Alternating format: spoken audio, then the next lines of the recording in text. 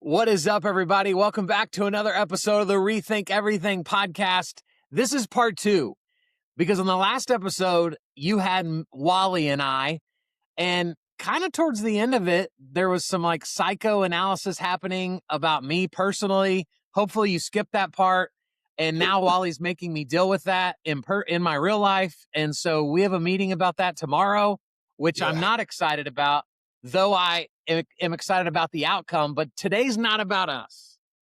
Today is about the third gentleman joining us on this episode, Chris Heller.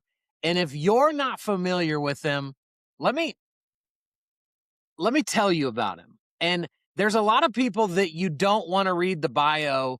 There's other people that you just can't do the man justice if you don't understand where he's been, where he's come from. And so y'all check this out. Guys, Chris Heller, 35 plus years in real estate. He's built, led, and scaled businesses at every level, from selling homes to running global organizations. Global. That's a big word. Today, he's CRO at Place. He focuses on one thing: driving revenue by connecting platform people and consumer experience into a single scalable ecosystem. That means aligning strategy, distribution, and monetization across the entire homeownership lifecycle, not just transactions. His career spans frontline production, brokerage leadership, and prop tech innovation. Number one agent globally at Keller Williams, former CEO of Keller Williams, where he helped scale the company internationally and drove record productivity, built and led the Heller Home Seller team, 4,000 plus homes sold. Could we stop there? We could, but we're not. He also CEO of Loan Depot's Mellow Home, focused on simplifying the consumer home journey. President of OJO Labs, helping scale and position the business through its successful exit. He spent his career at the intersection of real estate, technology, and capital, building platforms that don't just grow but compound. What drives him now is simple: creating leverage for agents, partners, and consumers by building a connected end-to-end homeownership experience. Because the future of this industry won't be won by who does more transactions. It will be won by who owns the relationship. Whoa. Chris Heller, welcome to the Rethink Everything podcast with me and Wally. Thanks. Thank you both. Yeah, Now thank that we you. got through that long intro, Yeah. now we can talk about real stuff. So here's the question I think we kicked the show off with. In an industry where it feels like technology is taking over, it feels like a new AI thing is popping up every day. You've been doing this 35 plus years. Why has prospecting remained the most problematic thing for most salespeople to do well, to be consistent with? Because it doesn't feel like it's changed, though everything else is. I think there's a couple things that will speak to the answer to that question. Number one, it's not easy, and people tend to gravitate towards what's easy. It's the most predictable, most profitable way to get business, but it's not easy. It requires real development of skills and of a mindset. So that's one reason that people don't do it. Another reason is that because of those things, there's lots and lots of companies and products and salespeople that are giving the agents what they think they want. Oh, here's an easier path. Oh, you don't have to do that. Here's all you have to do to get business. Unfortunately, those things, those are really good sales pitches, really good ways to get agents to buy stuff and try different things, but it distracts them from the one thing. I think the underlying key component is that there's a not with everyone, but with majority, there's a resistance to admitting that this is a sales profession, and because if we do admit that, Because in every other sales profession, prospecting, lead generation, role playing, mindset, like all those things are just called normal, right? They're normal in any sales profession, but we don't like to call ourselves salespeople. We're consultants, we're advisors, we're VPs of marketing, we're directors, we're all those things. So I don't know, we could talk about that topic a lot, but here's the reality. The most productive agents know how to lead generate, know how to prospect, they know how to follow up, they know how to close, they know how to convert. Um, the other agents are in somewhere along the struggle, spectrum, and it comes down to just making a decision. You want to struggle or you want to succeed. For sure. Wally, you've been around this industry a long time too. Yeah. You really could have chose anybody to write the foreword for this book. Why was Chris the guy that you had to have be a part of this? It's interesting because I've been following him for years now, and every day, pretty much with regularity, he posts on LinkedIn, and it's a role play or it's a live call, or he's talking about the things that I know are the most important to people who want to be successful in real estate. And so I've been following him, and he's just incredible. He's got a ridiculous amount of information in his head, and he shares openly, and so he's not only super intelligent, he's got a lot of credibility, but I mean, he walks the walk. I think that's the big thing, right? He walks the walk. I mean, he can't sell over 4,000 homes and not pick the phone up and call somebody. Okay.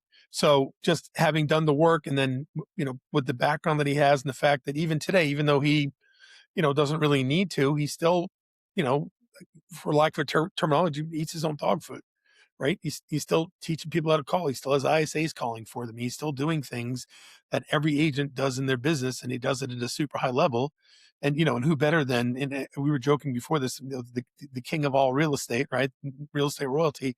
Who better than Chris Heller to speak to the folks who need to hear this message? So that was Yeah, it for me. I love it. Chris, how do you we've got real estate agents that listen to this podcast, we've got mortgage people, we've got salespeople from all different industries. Where do you start with somebody that just expresses their struggle with prospecting? Yeah, I think that's a great question. When is helping them define what their struggle is? Because a lot of people have a surface level reaction to something, right? They don't like it, they're not comfortable, but what is it that they don't like? Is it something that it triggers from the past? Is it that Wally talks about a lot in the book? Is it are they too worried about what other people think or what people are going to think of them? Is it, do they not know what to say? Right? That's sometimes that. Is it a confidence thing? Is it a competence thing? Finding out what it is that is, beneath that initial reaction of I don't like to or I don't want to, and then helping them work on that thing. Hmm. Yeah, add something to that. Absolutely. About 18% of people who have call reluctance suffer from, for lack of better terminology, I just call it syntax call reluctance, meaning knowing what to do, when to do it, and how to do it, right? They don't know what to say. They're uncomfortable. They're not sure how things are going to be handled. And so just around 20% of the people who have that, call reluctance have that kind, which is usually, to Chris's point, like he was talking about earlier, you got to role play, you got to prospect, you got to do all those things. The rest of the people that have call reluctance, it's more of the emotional side of things, the stuff that we deal with here, which is some sort of issue that came up that triggered their flight instinct when they were very young, and their brain has been helping them avoid anything that would scare them for decades. And so that's the other part of it. And so to Chris's point, like you can't solve any problem until the origin, until you admit there's a problem and then find out the origin of the problem is, and then you can deal with it accordingly based on what you discover. And that's what you started putting me through on the last episode. You're welcome. Yeah, where we're dissecting the my upbringing. I So mean, I what did get permission. I did get permission. you did, and I shouldn't have given it to you, but I did. So shame on Uh-huh. me. and yay, we get to continue that journey tomorrow, Yeah. and for Yes. 8 full weeks. So, That's right. Mhm. wow. Um, guys, what role is AI playing in the prospecting world? Is it making it easier, harder? Is it a scapegoat for real prospecting? Like, how do y'all see AI playing out in this space? I'll go. It's all the above, depending on how you're leveraging it or not leveraging it. It can certainly make things easier, not by having AI do it for you, um, because that's never going to be as effective. But using it like to build your skills. We have a simple product called SalesGo.ai, which is an AI role play partner that on demand, 24/7. You can role play. You don't have to worry about finding a partner if they show up, or are they going to be a good role play partner. So you can use tools like that to build your skills, build your confidence, and those are the two things that we see happen. And they usually happen in that order, right? As someone builds their skills, their confidence goes up. They're more prepared. They're mentally more prepared, so they're more likely to do the activity because they feel good about it. Um, the Could it be a distraction? Yeah, it is a distraction for a lot of people because they'll spend time on the cool things it can do and the cool things they can do with it instead of going out and earning business. If, and 100%. And I think I've joked around because I feel like a lot of agents do what I call the Mexican hat dance around prospecting. They'll try anything, right? They'll do anything to dance around it, right? Postcards, email campaigns. Like the wealthiest guy in the face of the planet is the guy that created the, we love referrals sign writers, right? Or honey, stop the car, right? Because everybody thinks that's going to get people to call, right? That's the wealthiest guy or gal in the world. But and to Chris's point, AI does add value. Not only that, it has the ability to help with nurturing leads to a certain extent, emails, text messages. There's some AI out there that will even talk to people and even get people to raise their hand. But the fact of the matter is that no matter what you're doing, the best anything's going to do for you, including AI, is to get somebody to raise their hand and say, "I want to talk to you." That's the best it's going to get, right? Very few people pick the phone up and call and say, "Hey, Chris, I want to sell my house." Right? And quite honestly, if you haven't done a good job maintaining relationships with people, they're not even gonna, even your friends aren't going to call you and say, "Chris, I want to sell my house." So the fact of the matter is AI, anything else, is going to do everything it can to get people to like the 5 yard line, even to the goal line. But you've got to get on the phone and talk to people and give them a compelling reason to meet with you so you can then do business with them. You agree, right, Chris? So, and if 100%. you Yeah. can't, and that's the part. It's literally it's the biggest part, but it's like that you're that close, but it's the biggest part, right? It's the hardest part where you're that close, and that's where the issue becomes because think about this. I mean, feel like you worked with Ojo and Movado, right? Movado, how many times? Hey, Chris, the leads suck. Okay, the leads suck, right? No problem. You got one agent who's selling 3 houses a month from, you got another agent, right? And then you call the agent and you go to the agent who says the leads suck. Hey, let me see your database. No call, no call, no call, no call, no call. All email campaigns, all text messages, and no calls. Right. And so what happens is doesn't matter what you do. It can generate any kind of lead you want, even somebody who's ready to go. But if you don't call them and have a conversation and give a compelling reason and lead them to the conclusion that they need to let you come over and talk to them about listing their home or that they should work with you to go buy a home, and you're mostly only going to do that over the phone, nothing's going to happen. Did I miss something, Chris? No, no, you didn't. I was just going to add, going back to what Kyle's question. I think there's another component of it. And my one of my early mentors and coaches used to say this all the time, that there's three things you have to always be checking to be successful, and that is your attitude, your approach, and your expectations. And I think Mm, one of the things that happens with agents is they start off in a hole because they start off with poor expectations. Like, this isn't going Mm, to go well. I'm not going to get an appointment. They're not going to answer the yeah, phone. They're not going to be home. I'm not going to get the listing. yeah. Like, that's a horrible way to start. Can you imagine a professional athlete, a baseball player going up? I'm not going to get a hit. I'm not, I'm not, like that right. is, but that's what agents do. Like, that's their preparation. Um, their attitude, it's so much easier to do something when you have a good attitude. When you have a bad attitude, nothing sounds good. Nothing feels good. Nothing, you don't want to do anything. So what are you doing to check your attitude and to create a good attitude?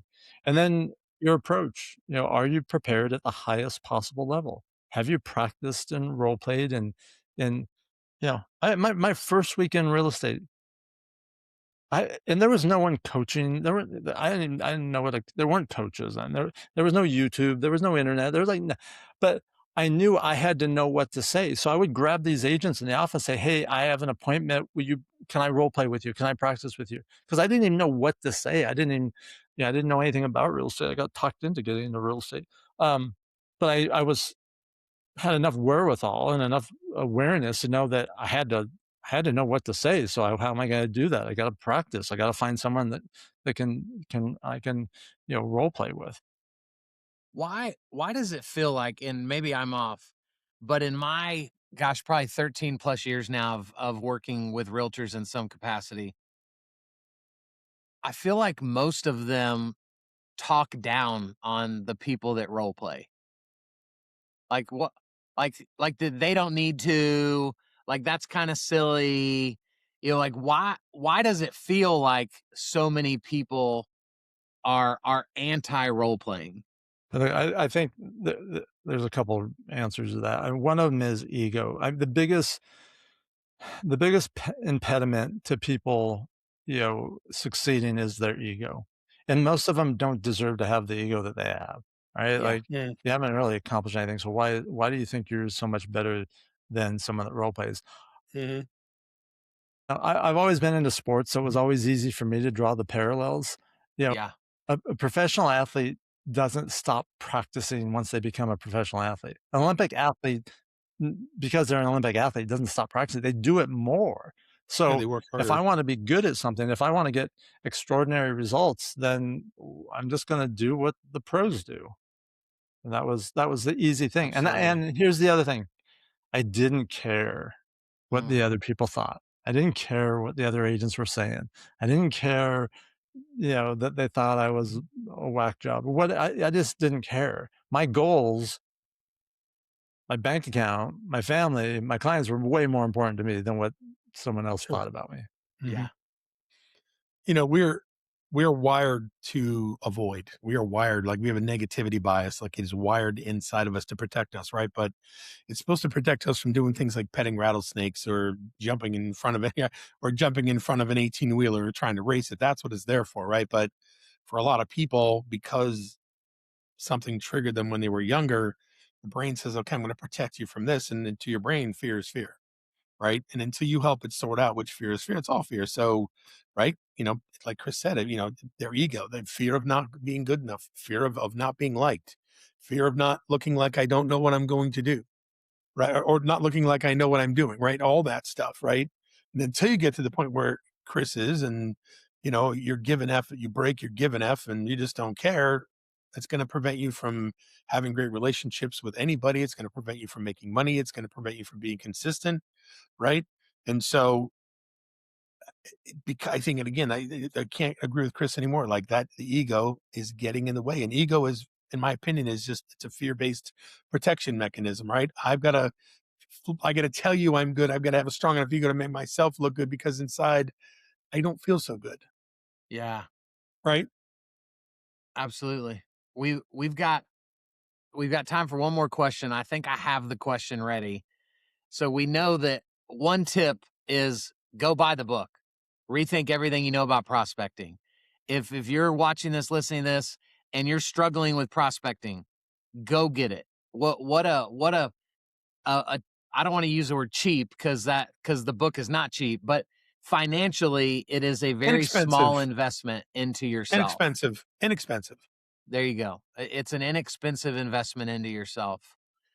Beyond the book, Chris, what's the next tip after buy the book?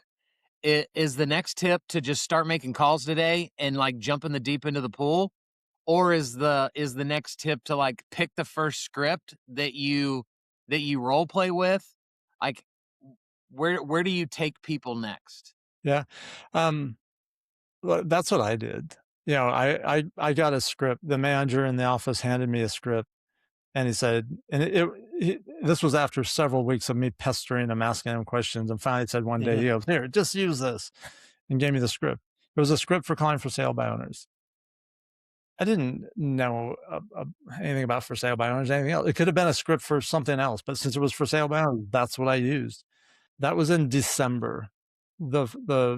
From January to the following December, I sold 27 homes, and 24 of them were for sale by owners that I listed. So yes, you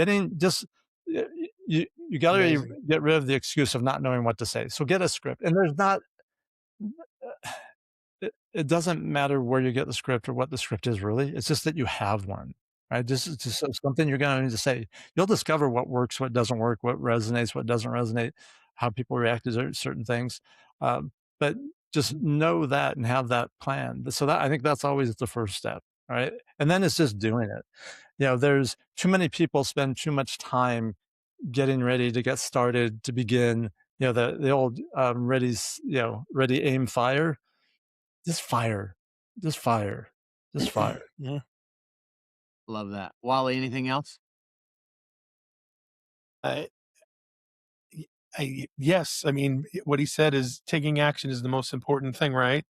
And if for some reason, and it's interesting, as he's talking, I'm already thinking people are like, well, I don't like scripts because they make me sound scripted. Well, they make you sound scripted because you haven't learned them yet. Right? Right. If you were to say the Pledge of Allegiance or the Our Father or sing your favorite song, you've said those thousands of times, it wouldn't sound scripted, right? Things aren't scripted, so you have to learn that. But I think the second thing is if your initial response is to get a dry mouth or sweaty palms or sweaty pits, or to go look at that pile of laundry on the couch or the dishes in the sink or anything else, then you need to stop and reset your mind. You got to change your mindset and maybe do some square breathing or something and chill yourself out and focus on just doing a good job. And just like he said, just ready, fire, aim. And then it's interesting, I mean, you hardly ever get hung up on in real estate. You almost never get sworn at. You know what I'm saying? I think people who are selling like aluminum siding and other things, whatever, where they don't have to sell anymore, but the things that people are selling, stuff like that, get yelled at and screamed at way more than real estate, just so you know. So, but until you do it, you never know. Here's the thing, Wally, even if you do, I've been hung up on hundreds, if not thousands of times. Yeah. I've been sweared at, but it's like, not about you. So yeah, it's not about me. And it doesn't get on me. It's, no one can shoot me through the phone or stab me through the phone. Not yet. There's not an AI for that yet. No, but I'm just saying, I've made hundreds of thousands of calls. I don't know anybody that's ever lost any hair, skin, or teeth, have bled, broken bones. Like, yeah, the point's well taken. Yeah, for sure. Guys, this has been great. Thank you for joining me on this episode. And thank you for sure. We should do it again, because as we've been talking, I've been thinking about the stuff that's in the book about the fight or flight stuff. What happened when I was young? Like I'm all this is like coming together in my head. Yeah, this is what we will add a part 3, and we will come back and absolutely do it again. And for those of you watching, listening, buckle up and get ready for my journey coaching with Wally starting tomorrow. And so we'll be keeping you in tune, because that might be your next step. Yeah. And so we appreciate you guys. Thanks for being a part of it. Thanks for watching. Thanks for listening. Thank you, Chris. Thank you, Chris. Thank you, Chris. Thank you, Kyle. Chris. Yeah. Thank you, Wally. Go rethink everything you know about prospecting. It's going to change your life. And then after you do that, go to rethinkeverythingstore.com and pick you up one of these hats. It's pretty killer. We'll see y'all next time. Thanks. Bye, guys. Thanks. Thank you.